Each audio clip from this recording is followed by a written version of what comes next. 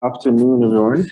Welcome to everyone who's attending this webinar on this cold, chilly day, I think, throughout South Africa, not just those who are in Joburg. I know those who are in Joburg are suffering a bit more, but I've heard it's quite a cool day throughout the country. So I hope you're keeping warm wherever you are. And hopefully the discussion today can warm you up as well, get you, engaged, get you thinking and get you speaking so that we can actually um, start actually warming you up.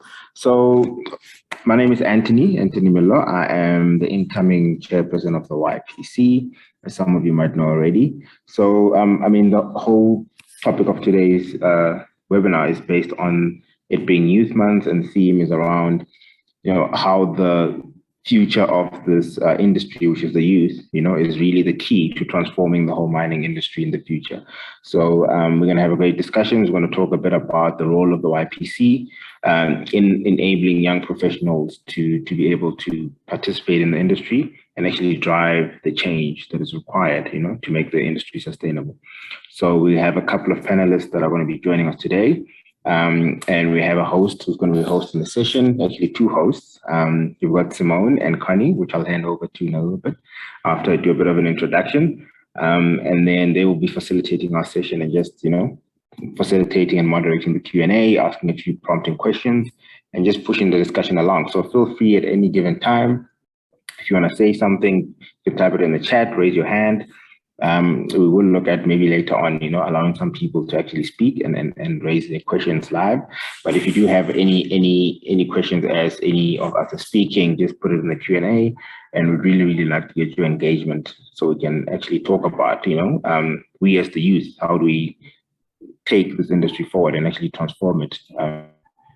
So what I'm going to do is I'm just going to share a quick overview. I won't take a lot of time of the YPC and where it currently is, and then we can get into further discussions after that. So it'll be a very quick high-level overview of the YPC. I'm just mindful that there might be some people who don't actually know or haven't engaged with the YPC before and don't understand what we do, and they might be questioning, how can I get involved and how can this actually help me in my career?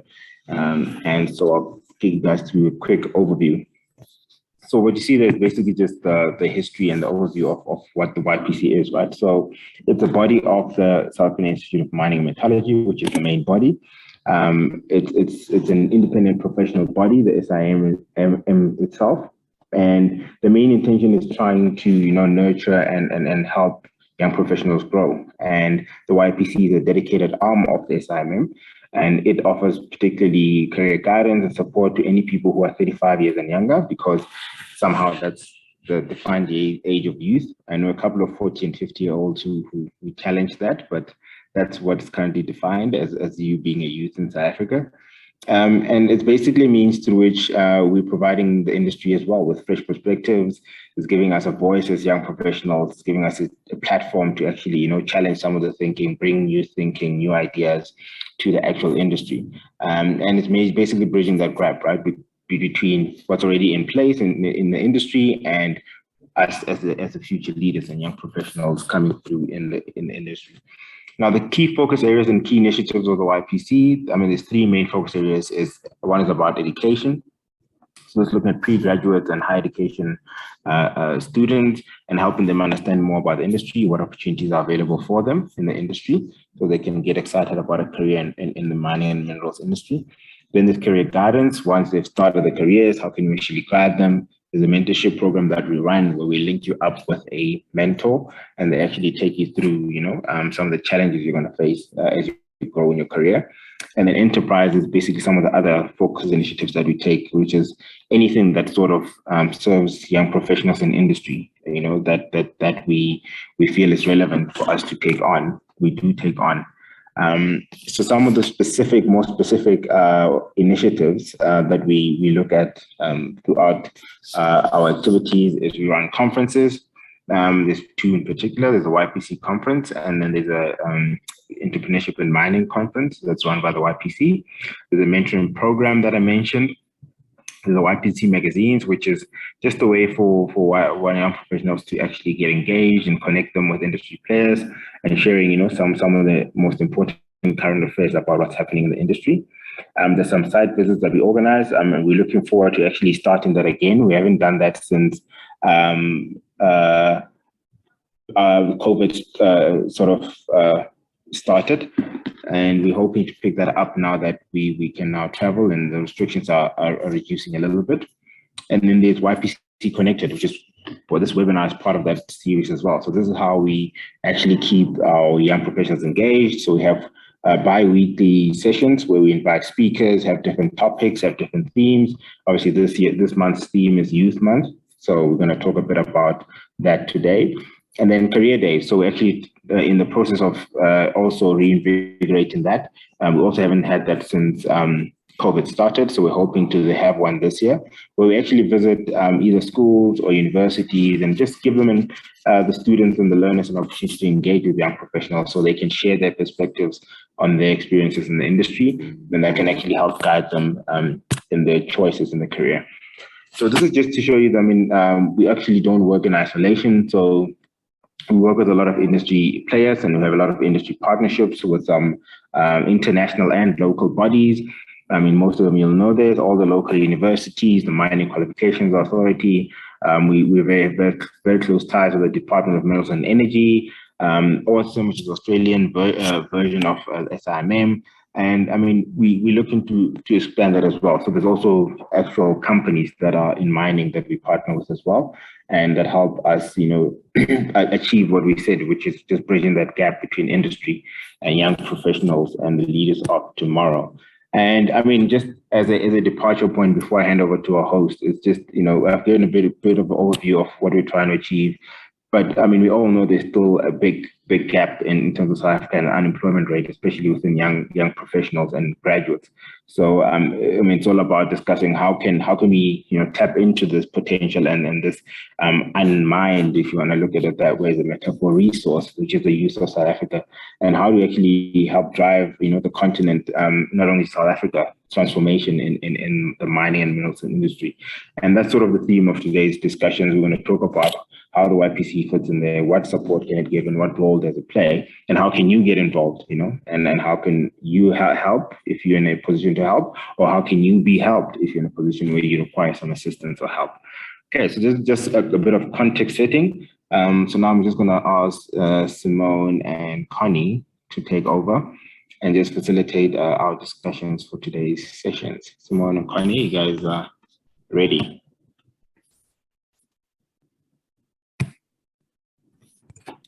Hi, yes, we are here. Connie, are you also with me? Yep, I'm here, Simone.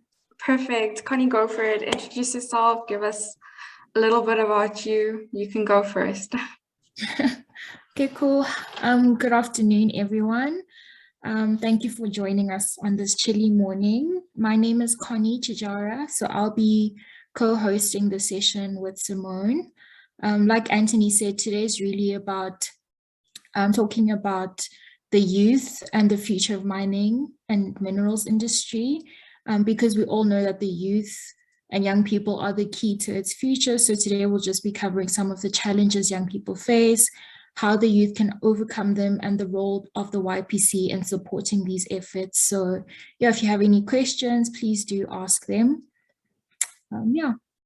Yes, Simone?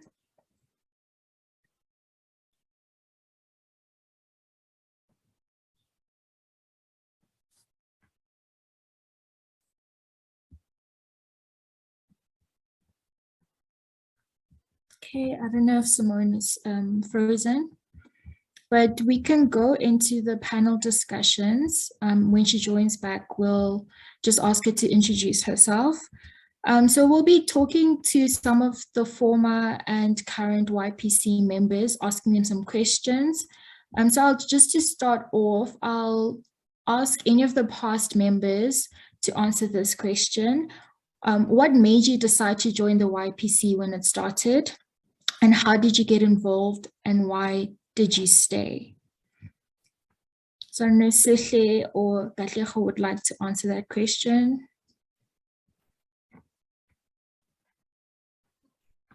Okay, see you here. Good day, everyone.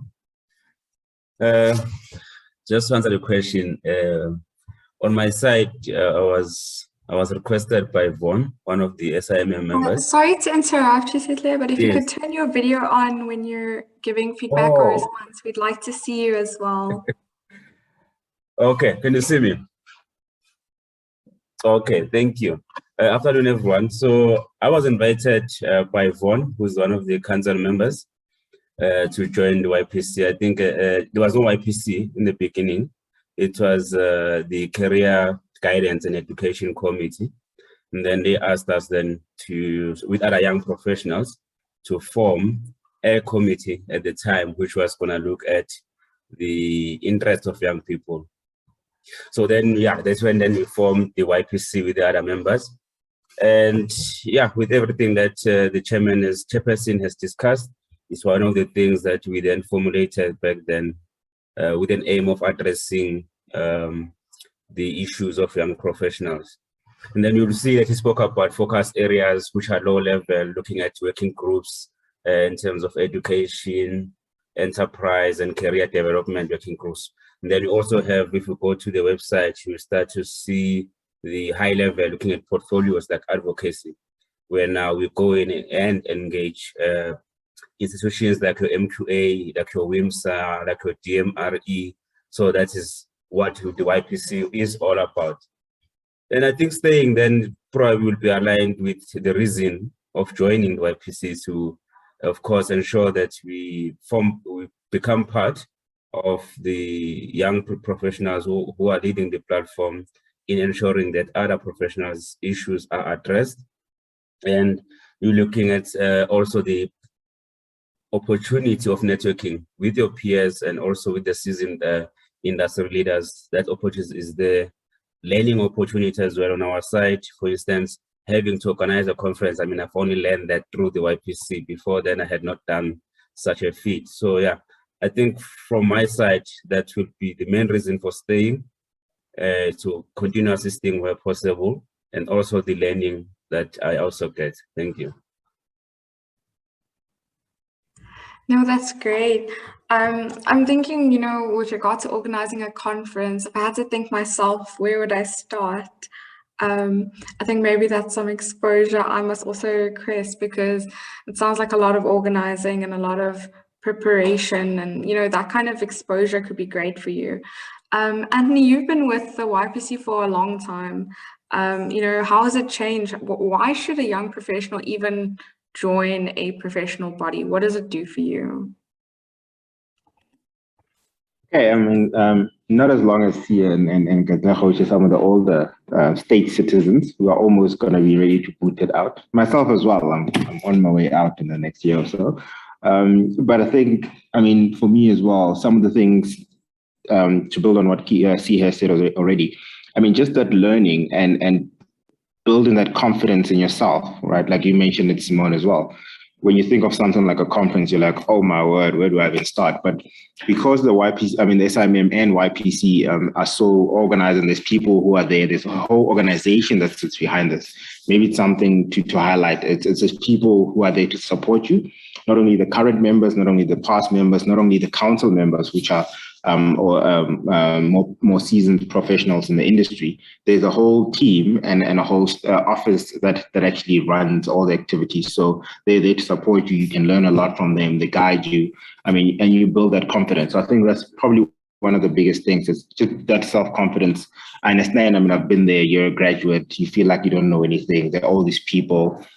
You know, it's intimidating, and you just feel overwhelmed. And it's a safe space, it's a safe environment to actually help you grow and learn with your peers, with the support of mentors and coaches and all the people as well. So I think it's a great platform actually to start your career as a young professional, right? Because then you get that, I mean, you started off in the right sort of foundation, and from there on you can only build up. Once the foundation is built and it's been laid, you can only build up, and that's the key, and that's the beauty of SIMM. That's the role it's played in my life as well. Okay, thank you, Anthony. I think you mentioned that the YPC has identified specific challenges that young people face. I don't know if you or any of the other people on the panel would like to maybe go into a bit of detail about what specifically these challenges are and how exactly the YPC is helping address the challenges that young people face. I think I'll ask Konrani or Katleho to take them. Oh, I think Katleho is ready to answer that. Yeah, sure. Let thinking me, the same. let me try and grab a few. I think one of the biggest things, and it will obviously tie into what Sihe has mentioned, right? I think a common challenge in South Africa is obviously around unemployment. But I think one of the key things is also looking at, remember, we are a Southern Institute. So we also then need to understand what are some of the challenges that people are facing outside of South Africa. So two key things during my period that we've identified is obviously employment opportunities, because there's always arguments around, you know, the industry receiving a number of graduates that unfortunately cannot be absorbed. And the second thing is around the quality of training, because I mean, at the end of the day, if you want to be a professional engineer, there's a certain level of training that you need to go to. And I think one of the gaps that we picked up was that unfortunately, not everyone will be absorbed by the big multinational companies. But taking that into account, we've got a lot of mining happening in Africa. So one of the key things we went about was actually looking at developing a graduate development program. And this sort of covers both, you know, the mining stream as well as, you know, colleagues who are in your chemical and metallurgical processes. So that's the first thing that we had done. The second thing was try to set up a system within obviously through a lot of lobbying, set up a system within the SAIMM where we are able to take on, you know, CVs for graduates and try and revive that. CVs for graduates who are unemployed. And I think one of the key thinkings behind that is that as opportunities come up, I mean, depending on what the requirements would be, we can then start forwarding some of the member companies. And I think I am aware that the system is still active, because I still recommend, I mean, when people say, where do I get access to unemployed graduates? I still recommend the SIMM as well as the YPC. So I think at a high level, those were the two key things. And I mean, obviously, Sihe also spoke about advocacy. So, I mean, if we don't speak for ourselves, no one will speak for us. So it's around constantly advocating for you know, some of the challenges. And I think the key one is around technical training, and the second one is around employment opportunities. Thanks, Simone. No, thanks.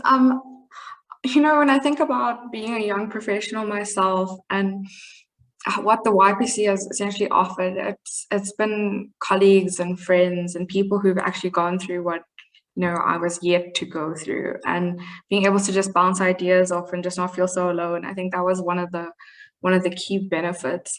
Konwani, you're very involved on the marketing side of YPC, and also just, you know, getting that message out there. What do you think the YPC as a whole can do to improve and to add value to its membership? I think it also ties back to what Katlech was just talking about.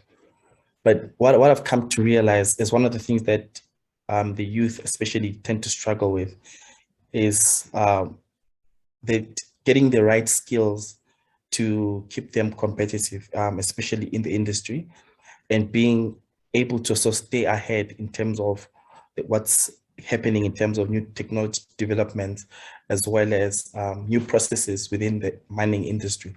And not just mining, but within the mining and metallurgy industry as well. So I think one thing that we can still do better is trying to ensure that the content that we're producing from webinars, from topics for conferences and so on, that they're always relevant in terms of what the youth are looking for, but also that will give people that added advantage in terms of the knowledge that they'll be acquiring by attending and by associating with us and so on. But it's a two-way stream also, because I mean, when you're in the council, there's a number of us that are trying to state direction from a strategic point of view, to see where we can actually add value and how we can keep the ship moving. But we also need inputs from our members, whether they are members or non-members, to say, by the way, this is the area that we actually are interested in. These are the areas that we want to develop in, because then when there's that two-way communication between us and our members, then we know that whatever content that we're bringing, it adds value and is relevant to the development in terms of their career journeys and so on. So again, I think one of the things that I always encourage is to have continuous engagement between the SMM YPC and the youth in the mining industry, so that everything that we're doing has greater impact and actually does value. So I think also from a marketing point of view, there's still quite a lot more work that we need to do, because I mean, if we're aiming to go across Africa and the world, one of the key things that will take us there is how well can we actually reach the youth in different countries? How well can our message travel across the world, across the continent, to reach someone that's in a university in Nigeria, or someone that's working in a mine in Angola? So I think there's still areas to improve, but it's a two-way thing where if you share a post and someone reacts or comments to it, their network gets to see that content, and their network gets to see that content. And in that case, it's no longer just a YPC initiative or move, but everyone that's engaging with us then also plays a role in extending our footprint. No, that's true. I'm always liking and sharing our posts because I really believe in the message that we're sharing and getting out there, right? Connie, did you have another thought, or can I shoot again? I actually wanted to say that what Kandwani is raising is a very good point, because I know a lot of young people who are just starting out in the industry are always worried about what they need to do to advance their careers. So I think maybe if it would be nice to hear from someone else on the panel who can tell us what skills they learned as a young person to make their careers fruitful. Because I think a lot of people would like to hear more about that. Any advice or tips? And if everyone on the panel could leave their videos on, this we own this time with you, so we'd like to see your faces.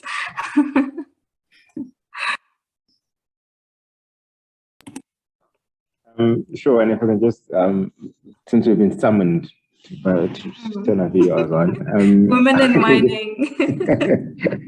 I know, it's not Youth Month yet too much, but it is International Women in Mining Day. So maybe just to mention that, to all the women who are on the panel and on the call, happy International Women in Mining Day. So I mean, just to Connie's question, for me, I mean, it's almost it's going to be an open-ended answer, but it's just being self-aware of where you are, being self-aware of what you want to achieve, and then tailoring and having that intention to tailor your career to whatever path or direction you wanted to take. So I think for me, I mean, it's a skill. I don't think they teach it anyway, but just being able to take time, reflect, and don't get busy in the business of being busy, because it's very easy to do that when you start off your career. You get in, you just get busy, and you just lose track of actually taking time to step back and just reflect, understand where you are, understand where you want to go, and actually make an intentional choice to carve out a path that's suitable for you. If you want to be in academia, there's a path for you there. If you want to be in, technical, be a technical specialist, there's a career for you there. If you want to be in production and get calls at night shift and stand by and do all of that fun stuff, there's a career for you there as well. So there's many different career paths. So it's not, the key thing is not just sitting around, understanding what you require, what the end destination looks like, and then you can work back and start actually architecting, what you require, what are some of the skills you need to actually pull in to be able to achieve what you want to achieve. So, and nowadays there's all the data science and all the data stuff that's coming into mining as well. So there's a lot of options and a lot of opportunities. It's just about you taking an initiative and being intentional about where you want to drive your career. No, 100%, Anthony. Like, when you say, and you feel like you're speaking to me now, because, you say either you're going into production or you're a technical specialist or you're a data something, you know, when you start off, you actually don't know, you know, which direction you want to be in, and you're doing a little bit of this and a little bit of that, and you feel like you've got 5 to 10 managers at once because you're this fresh new engineer or professional, you know, on the mine, fresh face, and everyone knows a fresh face. That's a face that's going to go sample. You're going to be carrying sampling bags and you're going to go and do the hard work, you know. And I just like to invite, you know, if anyone on the panel wants to jump in, let's have a conversation around that. You know, how do you manage when, you know, you arrive on the mine and there's 500 million people who want something from you? How do you manage those relationships? Because it's very real that in the mining environment, when you're new, people tend to want to teach you, because we have an environment that's very hospitable and says, welcome here, let me teach you. But how do you manage and tailor, firstly, having a lot of people to report to, and secondly, learning to be selfish with your time and what you want to learn? Katlego, maybe, do you have a thought? I think Kundwani had his hand up. Oh yes, sorry Kundwani. No problem. So I actually wanted to take you just a bit backwards. One of the questions that you asked was, what skills did one actually acquire while being on the YPC? I think when I initially joined, it was a strategic move, if I put it that way. But being part of a professional association actually looks good on your CV, for the fact that it allows you to build your leadership skills. So being able to participate with individuals from different disciplines, different cultural backgrounds, and being able to work together to achieve a specific goal. I think it's not, we may take it granted, but there's value in terms of the leadership skills that you develop there. I mean, the networking skills, the negotiating skills. So all the soft skills, which currently they're now being called power skills. I think it's something that I value from actually being part of SIMM's YPC. And you do find that if you're working in an environment that's isolated, say you are working in a lab, or you're working in the mine underground, or you're working, let's say on the plant, and you don't get the opportunity to actually lead people, you don't get the opportunity to supervise or actively collaborate because your work is a bit narrow and focused. I think this gives you the opportunity to now develop other skills that you would normally not develop while in a technical environment. So for me, it was, I think, mostly that. And there's been other, I think, opportunities as well. For example, being able to learn how to organize a conference, being able to look for sponsorships and so on, which is something that you would not normally acquire if you're just working in the lab, for example. So it gives you opportunity to diversify, but also capitalize on some of the skills that you might have, like your hidden skills. I mean, like presenting, hosting a webinar, all those kind of things. So there's a fun element to it that one does also get to experience, but whilst you develop yourself in terms of your power skills and so on. So yeah, you may go back to your other question. No, it's fine. I think I'm going to toss the ball into Katlego's court. We initially had some thoughts on managing multiple managers and being intentional. And I know him to be a very intentional person. He knows what he wants to learn and the certain skills that he wants to get. And I've heard him previously talk about how he's tailoring his learnings toward, you know, that future position, that future executive. So Katlego, please share. Thanks, Simone. And I think, you know, one of the key things that you highlighted is that, I mean, obviously as a new person, I mean, not necessarily on the mine, but as a new person in the work environment, I think one of the key things, and I mean, that's sort of what separates good graduates from bad graduates, right? So you get graduates who get onto the mine and they're like, yeah, I know everything and you guys will listen to me. Whereas you get the good graduates who are like, okay, I think technically I'm sound, but let me just test whether what I know technically can be applied in the real world. And I think one of the key things is it's a gradual process, right? So yes, in the beginning, there'll be conflicting demands, but my biggest thing is become a sponge, right? So even if you've got like 10,000 managers, right? In the first 2 years of that relationship, take in as much as you can. So it's going to be a bit tough, but I mean, over time, you'll then start being able to prioritize, because it's a bit tricky prioritizing without fully understanding what it is you want to get out. So once you've got a better picture of what it is you want, only then will you be able to start saying, okay, this is the priority set that I want. I mean, even what Anthony highlighted in terms of, you know, whether you go into technical, whether you go into academia. And I think what would be interesting would be if CA also shares his transition. But nonetheless, you know, you cannot decide what you want to do unless you've explored everything, right? So in that initial phase of your career, the best thing you can do for yourself is to explore as much as you can. You know, so I got asked a while back to say, but how are you? I mean, now I'm dealing with different things, you know, community issues, regulatory issues, and they're like, but how are you dealing with that type of thing as an engineer? And I'm like, well, that's where I sort of feel like my career needs to transition to.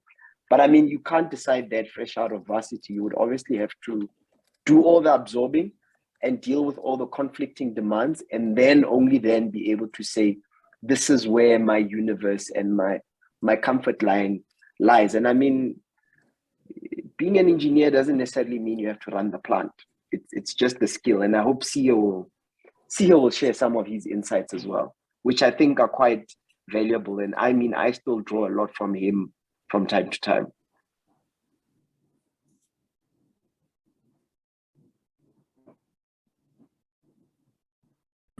Okay. Oh, thank you. Yeah, it's always a difficult thing. With what Antonio stated around one having to reflect, I think that's a fundamental part.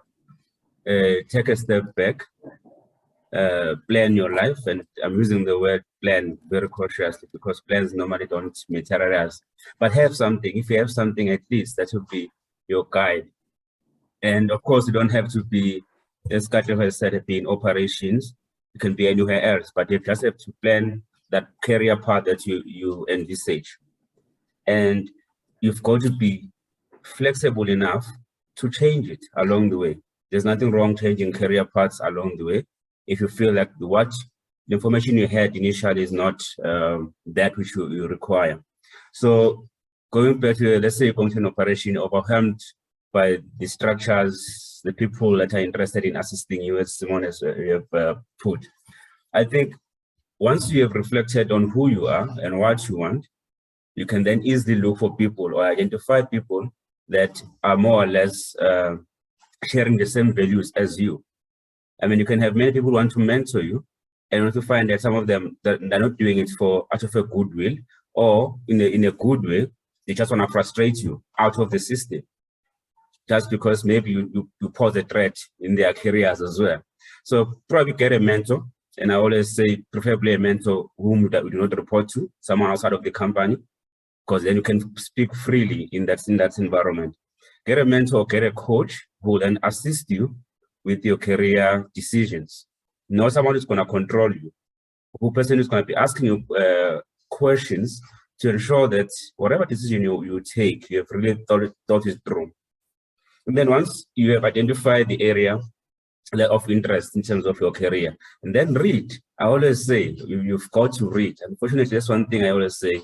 If you don't read, then you always have less knowledge. Read.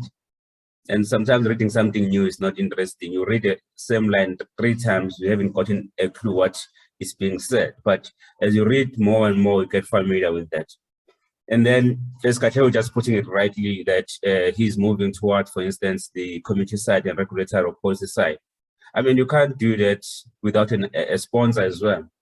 Now, I spoke about a mentor or a coach. Get the skill. Once you have the skill, now get a sponsor. Someone now who's high in that area that you're interested in, who can now ensures that now your career, what I call this, your opportunities are also, or opportunities are somehow opened for you, because you can have all the knowledge, have all the will, and then there are no opportunities as well. So those are the kind of things that maybe I would suggest. And then of course, networking is key with your peers. You've got to network with them, share your stories openly, honestly. You'll find that someone has went through the same thing and they can be able to advise you accordingly. Thank you.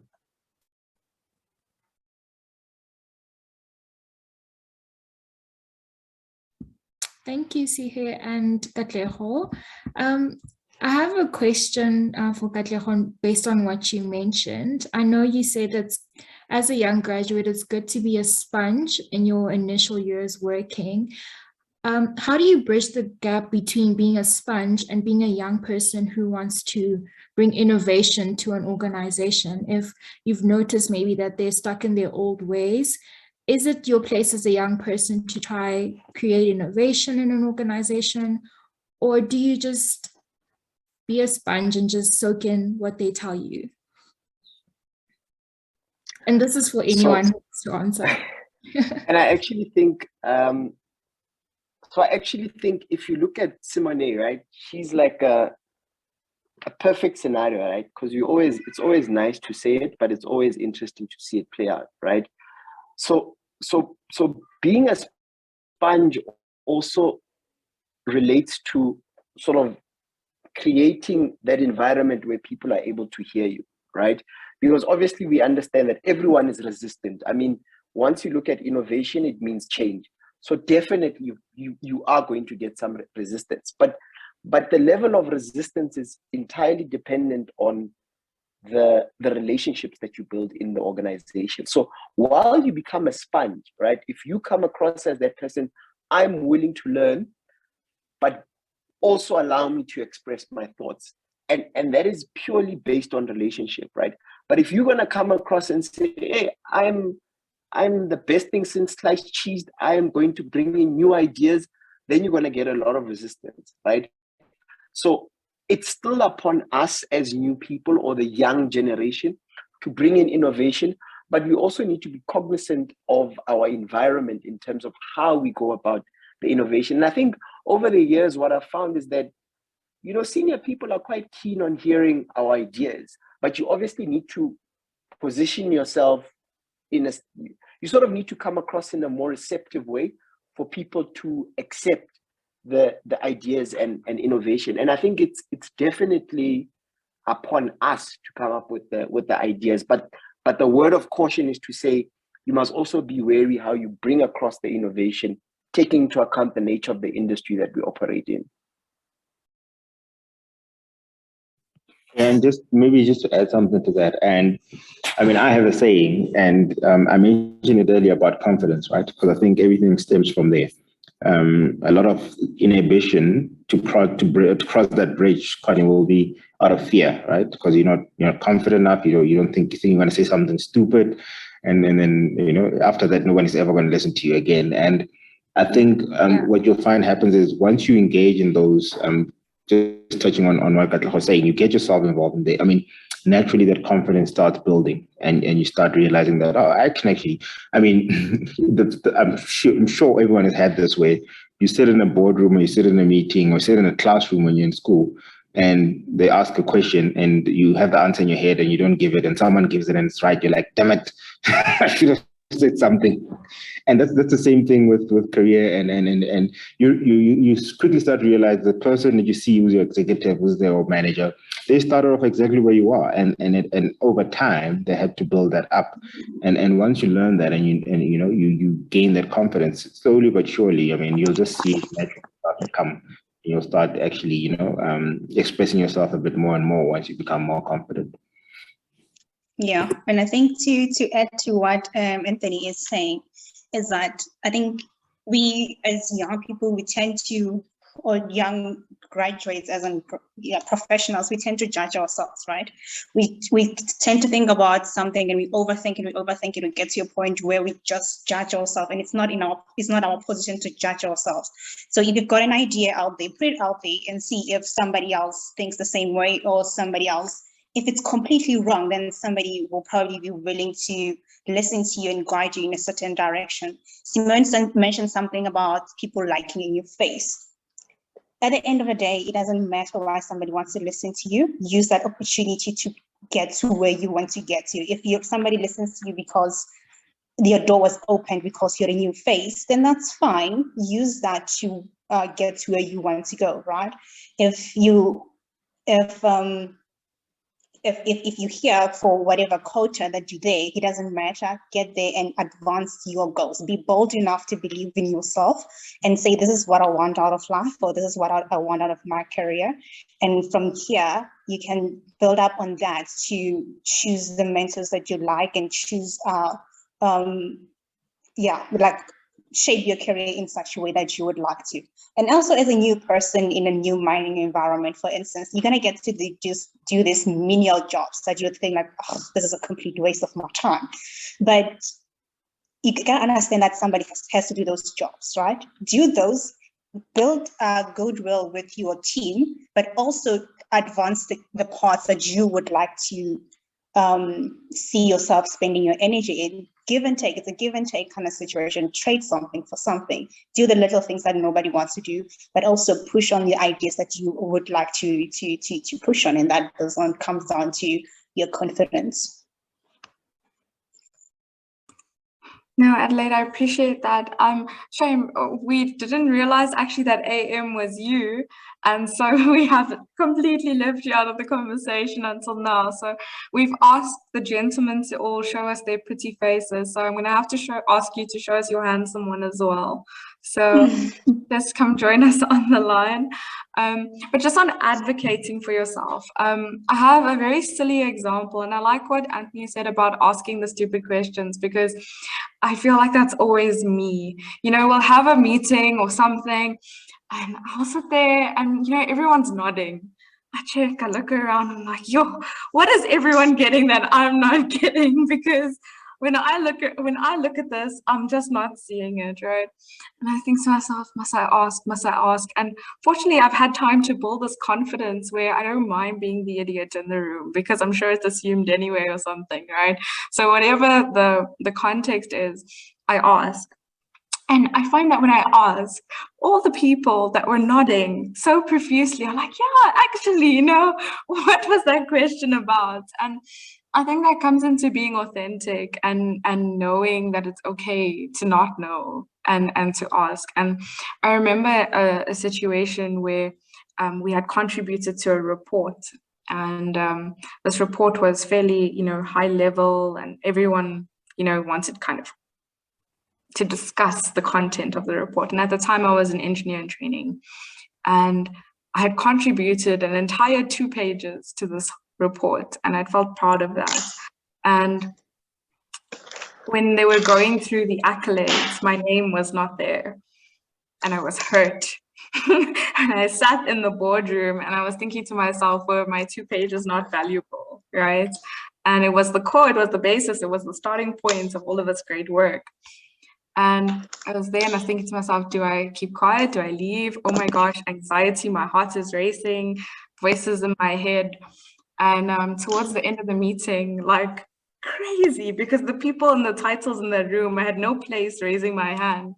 But I did, and I said, hi, would it be possible to be included in the sign-off list, as, you know, this part was my contribution? And there was a slight awkward tension. I'm like, well, you know, I'm an engineer in training and I need a job, and the more things my name is on, the more validity my role gets. So please, I'd like to advocate for the contribution that I made. And they all laughed, because they understood that at one point they too were looking for that little mention or that little contribution. And while it gave me so much anxiety before, I proudly signed off on that. And actually earlier this year, a colleague of mine found that document and needed to refer back. And I was like, Simone, oh, I saw your name on this and I need some help with that. And I was like, yes, my name is on this document, I remember. So just something on advocacy and advocating for yourself, and that it's okay. Does someone else have something to maybe share as well on that?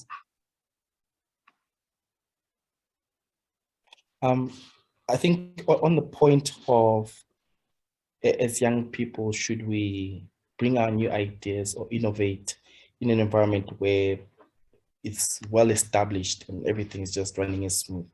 I think bringing it home, one of the main reasons why we have the Young Professionals Council is solely for that. We need fresh ideas, we need new contributions, we need new ideas, because if you have the same people in the same environment, chances are no new ideas will really infiltrate, and even the way of thinking, it starts sort of converging. We all start thinking the same way and viewing things in the same light as well. So it's always encouraged to be innovative and to bring your high spirits, your different way of thinking, because then that's essentially what lets us grow. And I think as a council as well, it's something that we want to do so that we keep breaking new grounds, but also, as mentioned, that we can then expand and reach other footprints that we haven't been able to get to as yet. So I think it's a good attribute that one must have, but also ensure that we keep nurturing it and watering it so that it keeps growing. Yeah, no, definitely, Kondwani. Sorry, Adelaide, just before you go, I just would like to ask if anyone, online has questions, cognizant of time, please put them in the chat. After Adelaide shares, we'll get to questions. Thank you. Yeah, I was saying that on the point of advocating for yourself, right? Let's say you've got this innovation and you get into this environment where they say, this is how things are done, don't mess with it, right? So you get to this environment in where these people say, this is how things are done, don't mess with it. But at the same time, you feel like you could contribute and do something that you can improve the system and make it a bit more efficient.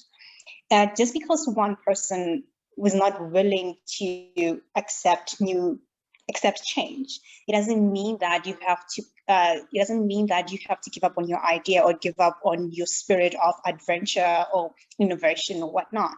Just because it's not accepted in this environment, it's fine. You take your skill elsewhere. That's why you ultimately you have to get a mentor who understands you, or who's willing to invest as much energy into you as you are willing to invest in yourself, knowing that although what I do is not appreciated here, it's still good and it could still add value to something else or to somebody else's life at some point. So we never should give up on ourselves. Yeah, that's what I need to say.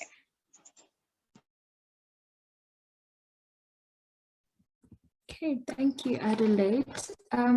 It doesn't look like we have any questions, but we do have a comment from Gerlie, who says that they're not a graduate, but still a mining student, and attending webinars like this have helped her absorb a lot of information before entering the industry. So she's just thanking everyone on the panel for this discussion. I don't know if there are any other questions. You can quickly just pop it in the chat. Yeah, thank you, Connie, for that. I do agree, and just the fact that you're not yet completely graduate and you're joining these conversations is already such a good sign of the prosperous and wonderful career that you're going to have, because you're advocating for yourself. You're looking to people with more experience and more knowledge, and you're already as a varsity student jumping in. So congrats, and I think well done for being part of the conversation. I'm going to hand over to Kondwani, who I believe will also be closing for us. So we've got 4 minutes, and those 4 minutes are yours, Kondwani. Unless Connie also has a few words to say. Sorry. No, it's okay. I can hand over to Kondwani. By the way, before we actually close, I wanted to put you ladies on the spot. So the two of you, since you both are YPC Council members as well, maybe we get also some insights from you guys to say, why did you join the YPC? But also, what value have you seen so far by being part of the council? We can start with you, Connie. You put us on the spot, Kondwani. Okay, well, for me, the reason why I joined is much like your reason, very strategic in a sense. I I wanted to do something else outside of like my day job, that can broaden like my view on like what else is happening out there. And for me, the one thing that I've always been doing is like chairing webinars like this. So it's just like getting exposed to the conversations that are happening, getting informed about where my career could go and grow, really. Yeah. So that's the big thing for me. It's about like how I can expand my career, what more I can learn. And I think also networking's been a big part of it because I've met a lot of people through the YPC. Really awesome. Simone? For me, I think it's twofold. So it was from a strategic point of view as well. Of course, it's great to be part of organizations like this, but also with the following that I have on LinkedIn, and the fact that not just the following itself, but just like the fact that I enjoy conversations and I enjoy talking about mining because I really do love the mining industry. I think it also plays to one of my personal favorites, if I can say. And I think being part of the YPC has allowed me to meet people that think like me and be able to have those conversations and those links. And one day Katlejo's going to be on the exco somewhere because we've heard him say that he will. And one day when he's there, we will cheer for him because it is something that he has verbalized in our space, and we hope that he makes that a reality. And when he does, we will be there to cheer him on. And I think it's about finding your people. Interesting. I love that. Adelaide? Yours will be the last comment with regards to that question.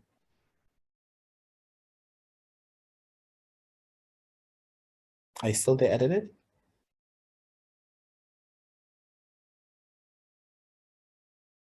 Okay, I think we might have lost her there. So yeah, I think we have like a minute left. So I'd like to then take this opportunity to close so we can release everyone to attend other meetings that are in place. Thank you to all our members and attendees for joining us today as we're exploring a bit into the Young Professionals Council, but also trying to get some insights around the why and also where we're heading with regards to that. We do encourage you to continue engaging with us. We do encourage you also to share ideas, state direction. If you want to see the council head in a specific direction, feel free. We always listen and we always action some of those things as well. And to our panelists and hosts, thank you again for making time and allowing us to engage and actually keep growing, especially when we share knowledge, we keep growing and keep getting better as well. And also a thanks to the SIMM for allowing us to have this opportunity where we can engage, and the platform also for us to connect and keep growing as well. I think one thing that I'm looking forward to is us moving to having in-person sessions, because I think that's where you tend to connect very well with the people that you meet and create also longer networks. So until we get to that point, I think for now we'll be running the webinars, but I do look forward to the time when we can actually do that again. So thank you everyone for joining us, and we'll see you again on the next episode of YPC Connected on our lunchtime webinars. Cheers everyone. Cheers. Thanks guys, cheers. Cheers everyone. Bye.